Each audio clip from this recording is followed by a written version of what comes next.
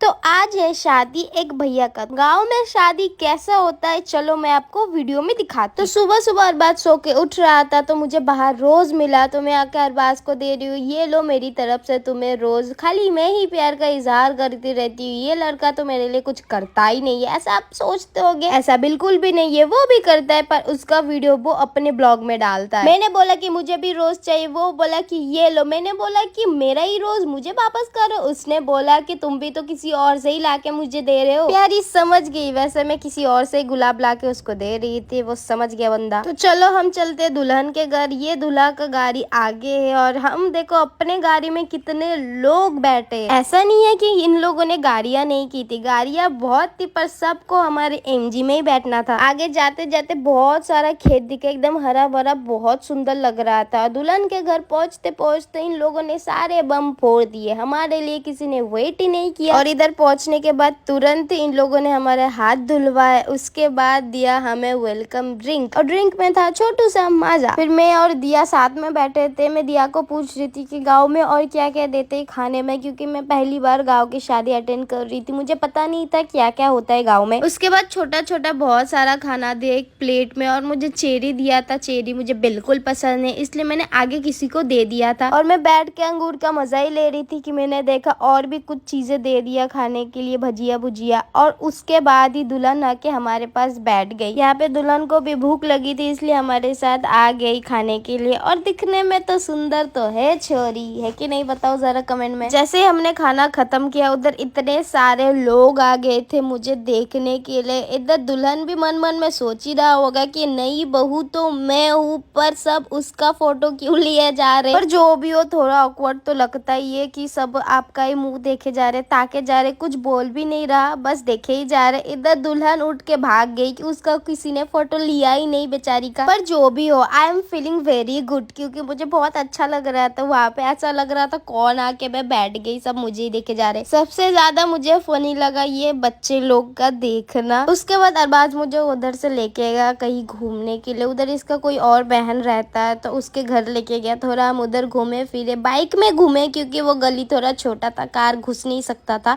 इसलिए मैं bike ride भी कर लिया उधर गांव में। मुझे बहुत अच्छा लगा। गांव की गलियों में बाइक राइड का कुछ अलग ही फीलिंग होता है, वो भी अपने पार्टनर के साथ। आहा क्या रोमांटिक सीन है। फिर हम लोग अपने कार की तरफ आ गए थे क्योंकि हमें घर निकलना था, और इधर आने के तुरंत ही सारे लोग आ गए थे कार के सामने, और धीरे धीरे करके बहुत सारे लोग आ रहे थे मेरे कार के सामने, और ये सारे मेरे फैंस थे। मुझे देख के बहुत ही ज्यादा अच्छा लग रहा था। सब लोग बोले कि दीदी हाथ मिलाओ थोड़ा सा, तो मैंने हाथ भी मिलाए उन सब से, और जितना हो सके मैंने उतना सेल्फी दी जितना मुझसे हो सका। और यहाँ पे ज्यादा से ज्यादा छोटे छोटे बच्चे थे जो बहुत ही ज्यादा क्यूट लग रहे थे। फिर जितना जल्दी हो सके हम लोग उधर से निकल गए क्योंकि धीरे धीरे करके लोग ज्यादा हो रहे थे। फिर घर आने के बाद यहाँ दूल्हा दुल्हन को हम लोगों ने पकड़ लिया क्योंकि अभी चुम्मा देना पड़ेगा हमारे सामने में। तुम लोगों की शादी हो चुकी थी, अब सब भाई बहन बोल रहे थे चलो किस करो बहू को, और यहाँ पे नानी भी बोल के उठी चलो करना पड़ेगा। पर यहाँ पे दूल्हा ने शर्त रखा कि तुम लोग पहले करो फिर मैं भी किस करूंगा। फिर यहाँ पे जितने भी कपल थे वो लोग थोड़ा थोड़ा करके चुम्मिया लिया अपनी बीबियों का। इस रस्म का नाम मैंने रखा है चुम्मी रस्म। अच्छा है कि नहीं जरूर बताना कमेंट में।